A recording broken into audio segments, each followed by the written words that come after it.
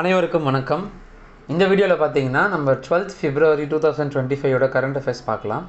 So UPSC, TNPSC போன்ற போட்டித் தேர்வுகளை எதிர்கொள்ளும் மாணவர்கள் ஜென்ரல் ஸ்டடீஸ்லேயே கரண்ட் அஃபேர்ஸ்லேயே கொஞ்சம் கான்சன்ட்ரேஷன் கொடுத்தா அவங்களோட மார்க் இன்க்ரீஸ் ஆகிறதுக்கு வாய்ப்புகள் இருக்குது. ஸோ அந்த வகையில் நம்ம சிற்பிகள் ஐஏஎஸ் அகாடமி சார்பாக தினமும் கரண்ட் அஃபேர்ஸ் பதிவுகள் போட்டுக்கிட்டு இருக்கோம். ஸோ உங்கள் பயனுள்ளவங்க இதை உங்கள் நண்பர்களுக்கு தெரியப்படுத்துங்க. உங்களுக்கு பிடிச்சிருந்துச்சுன்னா இதை பற்றின தகவல்களை கமெண்ட்டில் தெரியப்படுத்துங்க. ஏதாவது உங்களுக்கு சந்தேகங்கள் இருந்தாலுமே கமெண்ட்டில் தெரியப்படுத்துங்க. நான் உங்களுக்கு ஆன்சரை தெரியப்படுத்துகிறேன். ஸோ ஃபர்ஸ்ட் கொஸ்டின் பார்த்தீங்கன்னா, இவற்றுள் எந்த கடற்கரையில் மாற்றுத்திறனாளிகளில் பயன்படுத்தும் வகையில் மரப்பால பாதை வடிவமைக்கப்பட்டுள்ளது? வுடன் ஃபுட் பிரிட்ஜ் செட் பண்ணியிருக்கிறாங்க. தமிழ்நாடு கவர்மெண்ட் சார்பாக சிங்கார சென்னை 2.0 அப்படின்ற ஒரு திட்டம் அடிப்படையில் ஒவ்வொரு பீச்சஸ்லேயுமே மாற்றுத்திறனாளிகள் தன்னோட வண்டிகளை பயன்படுத்தி கடற்கரையை ரசிக்கிறதுக்காக சில திட்டங்கள் செஞ்சுக்கிட்டு இருக்காங்க. அந்த வடிவில் ஏற்கனவே மெரினா கடற்கரையில் அந்த ப்ராசஸ் பண்ணி முடிச்சிட்டாங்க. இப்போ ரீசெண்டாக எந்த பீச்சில் இந்த டிசைன் பண்ணிவிட்டு ப்ராசஸ் பண்ணி முடிச்சிருக்கிறாங்க அப்படின்னு பார்த்தீங்கன்னா எல்லியாட்ஸ் பீச்சு. ஸோ இந்த எல்லியாட்ஸ் பீச் அப்படின்றது பெசன் நகரில் இருக்கிற ஒரு பீச்சு. பெசன் நகரில் காணப்படுற ஒரு பீச். இது நார்மலாக சாதாரண மக்கள் பயன்படுத்த வடிவில் வடிவமைக்கப்பட்டது தான் இது. ஸோ இந்த எல்லியாட்ஸ் பீச் சம்மந்தமாக இருக்கிற இன்ஃபர்மேஷன் நமக்கு என்ன தெரியும்னா, இது எந்த திட்டத்தின் அடிப்படையில் இதை கொண்டு வந்திருக்கிறாங்க அப்படின்னா சிங்கார சென்னை 2.0 அப்படின்ற ஒரு திட்டத்தின் அடிப்படையில் இதை கொண்டு வந்திருக்கிறாங்க. ஓகேங்களா? ஸோ இது ரொம்ப இம்பார்ட்டண்ட்டு. இந்த சிங்கார சென்னை வடிவில் அமைக்கப்பட்ட இந்த ஃபுட் பிரிட்ஜ் பார்த்திங்கன்னா 190 மீட்டர் நீளமும் 28 மீட்டர் அகலமும் கொண்டது. ஓகே, ஸோ இதுவும் கொஞ்சம் டீட்டெயிலாக தெரிஞ்சிக்க வேண்டியது ஒரு விஷயம். அடுத்த கொஸ்டின் பார்த்தீங்கன்னா, இவற்றுள் எந்த ஐஐடி நிறுவனம் இஸ்ரேலுடன் சேர்ந்து நவீன செமிகண்டக்டர் சிப்பை தயாரித்துள்ளது? ஸோ அண்மையில் ஐஐடி, ஏதோ ஒரு ஐஐடி, இங்கே கீழே குறிப்பிட்டிருக்கிற 4 ஐஐடியில் ஏதோ ஒரு ஐஐடி பார்த்தீங்கன்னா இஸ்ரேலில் இருக்கிற இஸ்ரேலோட ஸ்பேஸ் ஆர்கனைசேஷனோட சேர்ந்து அவங்க என்ன பண்ணியிருக்கிறாங்க, ஒரு செமிகண்டக்டர்ஸ் சிப்பை உருவாக்கியிருக்கிறாங்க. அந்த செமிகண்டக்டர்ஸ் சிப் எதுக்காகனா ஒரு சேட்டலைட் கண்ட்ரோலராக செயல்படுது. அந்த சேட்டலைட் கண்ட்ரோலர் தான் IRIS அப்படின்ற ஒரு கண்ட்ரோலர்.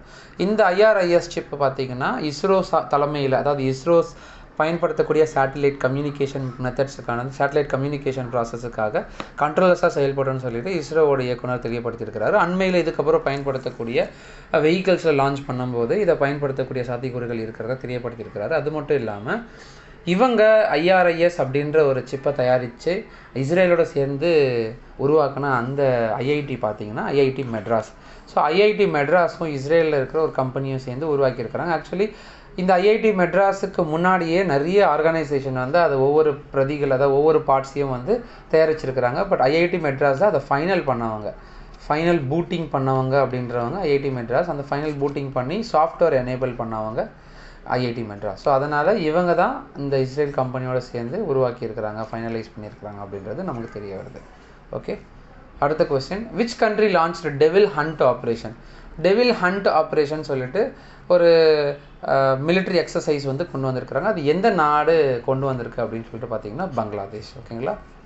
அடுத்த கொஸ்டின், ஹென்லி கடவுச்சீட்டு தரவரிசையில் இந்தியாவின் தரவரிசை எண் என்ன? ஸோ ஹென்லி பாஸ்போர்ட் இண்டெக்ஸ் அப்படின்னு சொல்லிட்டு every year twice a year, இல்லைனா 3 months இல்லைனா 4 months அ இயர் அப்படின்ற மாதிரி பாஸ்போர்ட் இண்டெக்ஸ் அவங்க ஹென்லி அப்படின்ற ஒரு கம்பெனி கொடுத்துட்ருக்கோம். ஸோ அந்த வகையில் எந்த ஒரு நாடுக்கு அதிகமான ஸ்ட்ரென்த் இருக்குது, அதாவது வலிமையான பாஸ்போர்ட் கொண்ட நாடுகள் பட்டியலில் இந்தியாவோட தரநிலை இப்போதைக்கு பார்த்திங்கன்னா 80வது ரேங்க்கில் இருக்குது. இதுக்கு முன்னாடி 85வது ரேங்க் இருக்கிறது குறிப்பிடத்தக்கது. ஸோ இப்போது பார்த்திங்கன்னா 80வது ரேங்க்கில் இருக்குது. முதல்ல ஃபஸ்ட்டு எப்பயுமே இருக்கிறது பார்த்திங்கன்னா சிங்கப்பூர் தான். இப்போயுமே அண்மையில் அவங்களோட பேச தக்க வச்சுக்கிட்டு இருக்காங்க. ஸோ சிங்கப்பூர் பாஸ்போர்ட்டை வச்சுக்கிட்டு நம்மளால் 199 நாடுகளுக்கு வீசா இல்லாமல் போக முடியும். ஸோ இதுதான் அதோட ஸ்ட்ரென்த்து.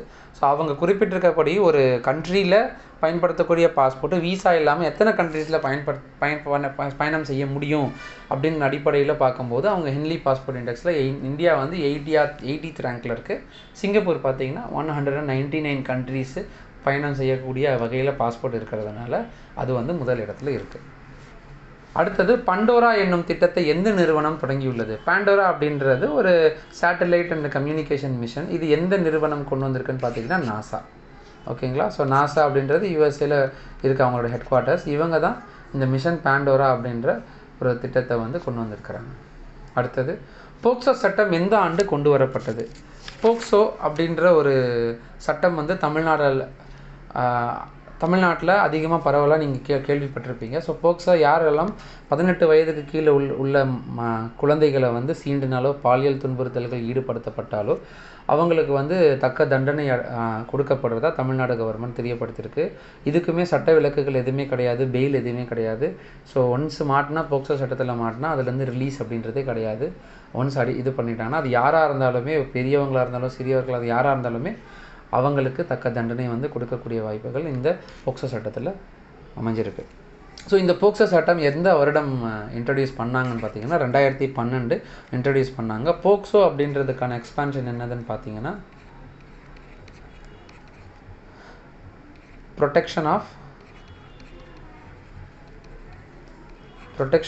சில்ட்ரன்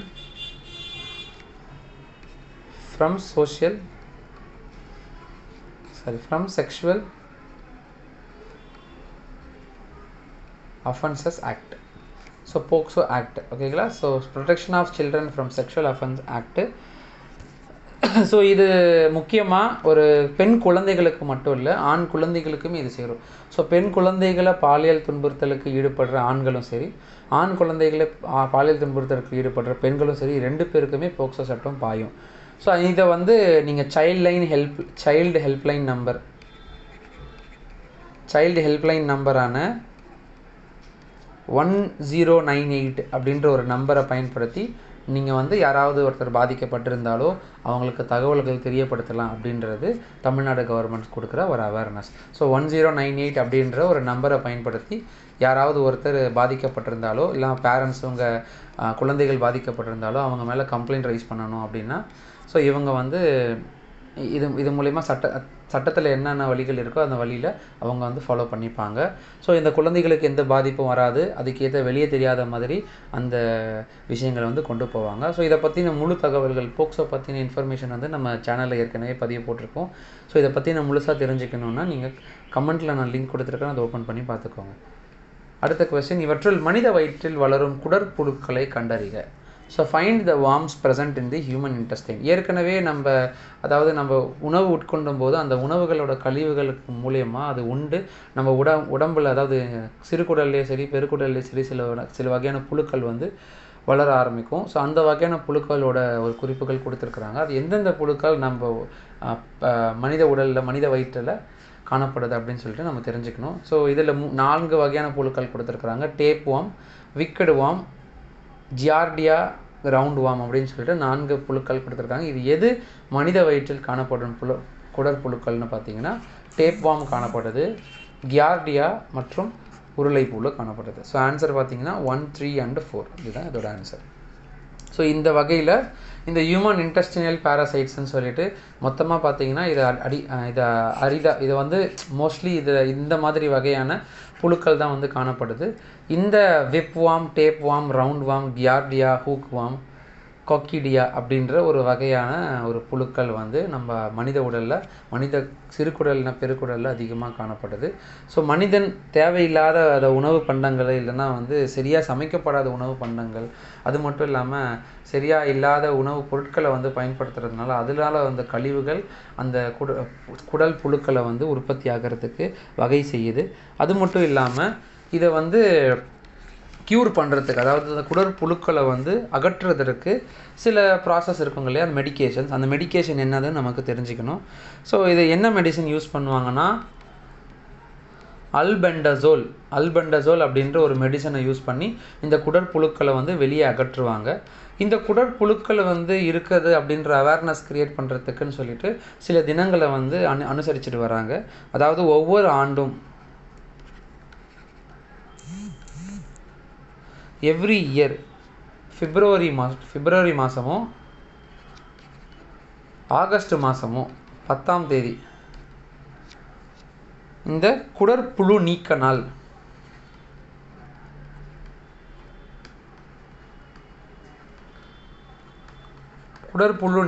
அனுசரிச்சுட்டு வராங்க. இப்போனா பிப்ரவரி 10ஆம் தேதியும் ஆகஸ்ட் 10ஆம் தேதியும் இந்த குடற்புழு நீக்க நாளை பற்றி இதை வந்து கொண்டு வந்துட்டு பயன்படுத்திட்டு இருக்காங்க. அதாவது பிப்ரவரி 10ஆம் தேதியும் ஆகஸ்ட் 10ஆம் தேதி இந்த குடற்புழு நீக்க நாளை வந்து அனுசரிச்சுட்டு இருக்காங்க. அந்த நாள் அன்னைக்கு அவேர்னஸை க்ரியேட் பண்ணுவாங்க. அதாவது நம்ம உடல்களில் தேவையில்லாத புழுக்கள் இருக்குது, அதை அகற்றுறதுக்கு சில வழிமுறைகள் இருக்குது அப்படின்றத அவேர்னஸை க்ரியேட் பண்ணிக்கிட்டு இருப்பாங்க. ஸோ இந்த அவேர்னஸ் மூலயமா மக்கள் இந்த அல்பெண்டசோல் அப்படின்ற ஒரு மெடிசன்ஸ் மூலயமா அவங்க வயிற்றில் இருக்கிற குடற்புழுக்களை வந்து வெளியே மலம் வழியாக வெளியேற்றுவதற்கு வகை செய்ய மாதிரி இருக்கும். அடுத்த கொஸ்டின் பார்த்தீங்கன்னா, இவற்றுள் எந்த மாநிலம் இந்தியாவில் அதிக வருவாயை ஈட்டி தருகிறது? ஸோ எந்த ஸ்டேட் அதிகமான ரெவன்யூ வந்து ஜென்ரேட் பண்ணுது அப்படின்னு சொல்லிட்டு பார்த்தீங்கன்னா, ஃபஸ்ட்டு பிளேஸில் மகாராஷ்டிரா இருக்குது. ஸோ மகாராஷ்டிராவோட ஜிடிபி, அதாவது ஒரு ஸ்டேட்டோட ஜிடிபி, ஒரு ஸ்டேட்டோட பெர் கேபிட்டா இன்கம்மை பேஸ் பண்ணி அந்த ஸ்டேட் வந்து அதிகமாக ரெவன்யூ ஜென்ரேட் பண்ணுது அப்படின்றது சொல்லுவாங்க. ஸோ 2023 2024 வரைக்குமே பார்த்திங்கன்னா மகாராஷ்டிராவில் மொத்தம் 4.49 லட்சம் கோடிகள் வந்து ரெவன்யூ ஜென்ரேட் பண்ணியிருக்கிறாங்க. ஸோ செகண்ட் இடத்துல வந்து தமிழ்நாடு இருக்குது. நான் தமிழ்நாடு பற்றி தெரிஞ்சுக்கினீங்கன்னா அதிகமான இந்தியாவிலே ரெண்டாவது இடத்துல இது வரைக்குமே முன்னிலையில் இருக்கிற 2வது இடத்துலையே பொசிஷனில் இருக்கிற தமிழ்நாடு பற்றியும் நமக்கு தெரிஞ்சுக்கணும். ஸோ தமிழ்நாட்டிலேருந்து மட்டுமே அதிகமான ரெவன்யூ எதுலேருந்துலாம் ஜென்ரேட் ஆகுது அப்படின்னு சொல்லிட்டு பார்த்தீங்கன்னா, முதல்ல ஸ்டேட் டேக்ஸ்லேருந்து ப்ரொடியூஸ் ஆகுது. ஸ்டேட் டேக்ஸ்னால் ஸ்டேட்டில் ப்ரொடியூஸ் ஆகிற வருவாய்கள், அதிலிருந்து மட்டுமே நமக்கு 75.6% வந்து நமக்கு இன்கம் ஜென்ரேட் ஆகுது. அது மட்டும் இல்லாமல் சென்ட்ரல் டேக்ஸ் பார்த்திங்கன்னா, சென்ட்ரல் டேக்ஸ் வந்து நமக்கு 17%. அது மட்டும் இல்லாமல் இந்த கிராண்ட்ஸ் கவர்மெண்ட்டில் ப்ரொடியூஸ் பண்ணுற இந்த கிராண்ட்ஸ் மூலியமாக நமக்கு 8% வந்து ஜென்ரேட் பண்ணுறாங்க. ஸோ இந்த தமிழ்நாட்டில் ப்ரொடியூஸ் பண்ணுற ரெவன்யூ எவ்வளோ அப்படின்னு சொல்லிட்டு பார்த்தீங்கன்னா, இந்த 2023 and 2024 2.99 lakh crore. 2.99 lakh crore. இந்த 2.99 lakh crore வந்து ஒவ்வொரு டிபார்ட்மெண்ட் வைஸாகவுமே ஜென்ரேட் பண்ணுறாங்க. ஸோ என்னென்னலாம் டிபார்ட்மெண்ட்டில் ஜென்ரேட் பண்ணுறாங்க, மேக்ஸிமமாக நமக்கு தெரிஞ்ச டிபார்ட்மெண்ட்டுன்னு பார்த்தீங்கன்னா ரெவன்யூ டிபார்ட்மெண்ட்டு, ஆர்டிஓ டிபார்ட்மெண்ட்டு, அதுக்கப்புறம் டிஎன்இபி, அதாவது அந்த எனர்ஜி கன்சப்ஷன் எனர்ஜி டிபார்ட்மெண்ட்டு, அதுக்கப்புறம் டூரிசமு, ஓகேங்களா. ஸோ டூரிசம், இண்டஸ்ட்ரி, முக்கியமாக டாஸ்மாக்கு, அதுக்கப்புறம் ஃபாரின் இன்வெஸ்ட்மெண்ட்டு,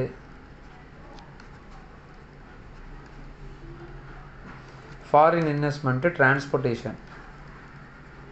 ஸோ இதெல்லாமே முக்கியமாக பார்க்க வேண்டியது. இந்த வகையில் தான் நமக்கு தமிழ்நாட்டிலுக்கு ரெவன்யூ ஜென்ரேட் ஆகுது. அது மட்டும் இல்லாமல் தனிப்பட்ட நபர்கள் வந்து டாக்ஸஸ் செலுத்துறதுனாலையும் ஸ்டேட் வைஸாக அந்த டாக்ஸஸ் வந்து இன்க்ளூட் ஆகும் இதில். ஸோ தமிழ்நாடு செகண்ட் பொசிஷனில் இருக்குது. 2.99 lakh crore சம்பாதிக்குது. அது மட்டும் இல்லாமல் மகாராஷ்டிரா பார்த்திங்கன்னா இது வரைக்குமே ஃபஸ்ட்டு பொசிஷனில் வகிக்குது. 2023 2024 அந்த ரெவன்யூ மட்டுமே பார்த்திங்கன்னா 4.49 lakh crore வரைக்கும் ரெவன்யூ ஜென்ரேட் பண்ணியிருக்கு. அடுத்த கொஸ்டின், இவற்றுள் எந்த திட்டத்தின் கீழ் கிராமங்களில் பெண்களுக்கான நீதிமன்றங்கள் அமைய உள்ளன அப்படின்னு சொல்லிட்டு கேட்டிருக்காங்க. இதுக்கான ஆன்சர் பார்த்தீங்கன்னா மிஷன் சக்தி. ஸோ மிஷன் சக்தி பற்றி நமக்கு டீட்டெயிலாக தெரிஞ்சுக்கணும். ஏன்னா இந்த திட்டங்கள் அடிப்படையில் தான் வந்து நமக்கு இந்த ரூரல் ஏரியாஸ், அதாவது இந்த வில்லேஜ் பகுதிகளில், அதாவது கிராமப்புற பகுதிகளில் வந்து பெண்களுக்கு ஒரு நீதி கிடைக்கணும் அப்படின்ற வடிவில் சிறு நீதிமன்றங்களை வந்து உருவாக்குறதுக்கு திட்டம் போட்டிருக்காங்க. இந்த மிஷன் சக்தி பற்றி நமக்கு தெரிஞ்சுக்கிறதுக்கு சில இன்ஃபர்மேஷன் நமக்கு முக்கியமாக தேவை வேண்டியது இருக்குது. என்னென்னதுன்னா, இந்த மிஷன் சக்தி அப்படின்ற ஒரு ஒரு திட்டம் பார்த்திங்கன்னா எந்த மினிஸ்ட்ரி கீழே வருதுன்னா, ministry of women and child development.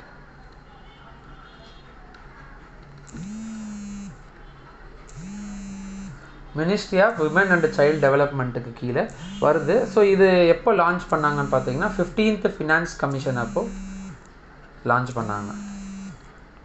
ஓகேங்களா. ஸோ 15th ஃபினான்ஸ் கமிஷன் அப்போது இந்த மிஷன் சக்தி அப்படின்ற ஒரு மிஷனை வந்து கிரியேட் பண்ணாங்க.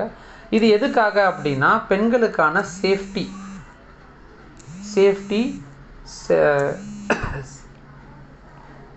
Security and empowerment of women.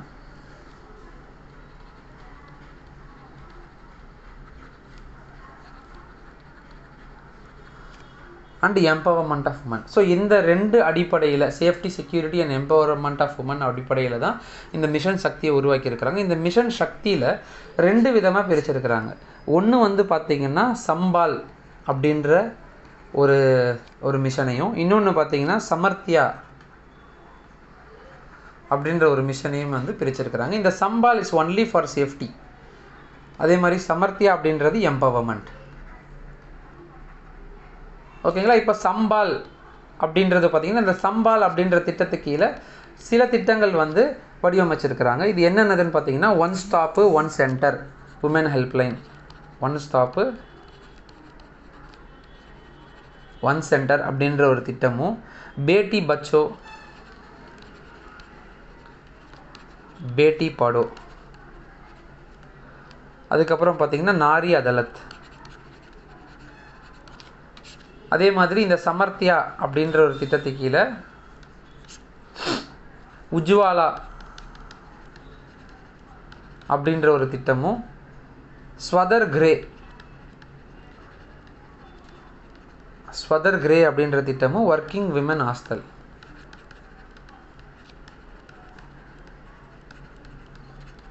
அப்படின்ற திட்டமும் இந்த சமர்த்தியா கீழே கொண்டு வந்திருக்கிறாங்க. ஸோ அவங்க கொஸ்டின் எப்படி கேட்பாங்கன்னா, நாரி அதாலத் அப்படின்ற ஒரு திட்டம் வந்து எந்த திட்டத்தின் கீழே வருது அப்படின்னா Sambal which comes under mission Shakti. ஓகேங்களா. ஸோ சம்பால் அப்படின்ற திட்டத்துக்கு கீழே இந்த சம்பால் அப்படின்ற திட்டமும் மிஷன் சக்திக்கு கீழே தான் வருது. ஸோ நாரி அதாலத் அப்படின்ற திட்டம் மிஷன் சக்திக்கு கீழே வருது அப்படின்றது நமக்கு தெரிஞ்சுக்கணும். இந்த நாரி அதாலத் திட்டம் அடிப்படையில் தான் இந்த விமனுக்கான ஒரு செட்டப் ஜஸ்டிஸ் கிடைக்கணுன்றதுக்கான நீதிமன்றங்களை வந்து செட் பண்ண போகிறாங்க. அதான் ஹைகோர்ட்ஸ் வந்து செட் பண்ண போகிறாங்க இன் ரூரல் ஏரியாஸ். ஓகேங்களா. கிராமப்புறங்களில். அது எந்த திட்டத்தின் அடிப்படையில்னா மிஷன் சக்தி தான். அந்த மிஷன் சக்தியில் நாரி அதாலத் அப்படின்ற ஒரு திட்டத்தின் கீழே தான். ஓகேங்களா. ஸோ இது தெரிஞ்சுக்கணும். அடுத்த கொஸ்டின், இந்திய அரசியல் அமைப்பை திருத்தம் செய்யும் அதிகாரம் யாருக்கு உள்ளது அப்படின்னு சொல்லிட்டு நமக்கு தெரிஞ்சுக்கணும்னா ரொம்ப ஈஸி. இது ஏற்கனவே எல்லாருக்குமே தெரிஞ்சது தான், பார்லிமெண்ட்னால தான். ஸோ பார்லிமெண்ட்டில் ஒரு ஆக்ட் பாஸ் பண்ணுவாங்க, ஒரு பில் பாஸ் பண்ணுவாங்க. அந்த பில் வந்து எல்லாராலையும் ஏற்கப்படணும். அந்த ஓட் முடிஞ்சதுக்கப்புறம் அதை பிரசிடென்ட் வந்து ப்ரிஸ்கிரைப் பண்ணுவார். பிரசிடென்ட்டு மூலியமாக எல்லாரோட அனுமதியோடு அந்த பில் வந்து பாஸ் பண்ணப்படும். அதுக்கப்புறம் அமெண்ட்மெண்ட் பண்ணுவாங்க. ஓகேங்களா. ஸோ அடுத்த கொஸ்டின், சைக்ளோன் 2025 என்பது இந்தியாவும் எந்த நாடும் இணைந்து செய்யும் கூட்டு இராணுவ பயிற்சி அப்படின்றதுக்கான ஆன்சர் என்னதுன்னு பார்த்தீங்கன்னா ஈஜிப்ட். ஸோ ஈஜிப்தும் இந்தியாவும் சேர்ந்து ஒரு கூட்டு இராணுவ பயிற்சியில் ஈடுபடுறாங்க. அந்த கூட்டு இராணுவ பயிற்சியோட பேர் என்னதுன்னு பார்த்தீங்கன்னா சைக்ளோன் 2025. ஓகேங்களா. அடுத்த question, where the India's largest aviary was inaugurated. So புதுசாக இப்போது இந்தியாவில் பெரிய அளவில் கட்டப்பட்டிருக்கிற ஒரு பறவைகள் கூடம், பறவைகள் சரணாலயம்னு சொல்லலாம். ஸோ பறவைகள் கூடம் வந்து அமைச்சிருக்கிறாங்க. துணை முதலமைச்சரான திரு உதயநிதி ஸ்டாலின் அவர்கள் வந்து இதை அமைச்சிருக்கிறாங்க அண்மையில். ஸோ அது எங்கே அப்படின்னு சொல்லிட்டு பார்த்தீங்கன்னா திருச்சியில். ஸோ திருச்சியில் 60,000 ஸ்கொயர் ஃபீட் அளவில் 2000க்கும் மேற்பட்ட பறவைகள் கொண்ட ஒரு கூடத்தை வந்து அமைச்சிருக்கிறாங்க. ஓகேங்களா. ஸோ இது ராம்சார் சைட்டில் இன்க்ளூட் பண்ணுவாங்களா இல்லையா அப்படின்றத நம்ம ஃப்யூச்சரில் தான் பார்க்கணும், பேஸ்ட் ஆன் தர் மெயின்டெனன்ஸ்.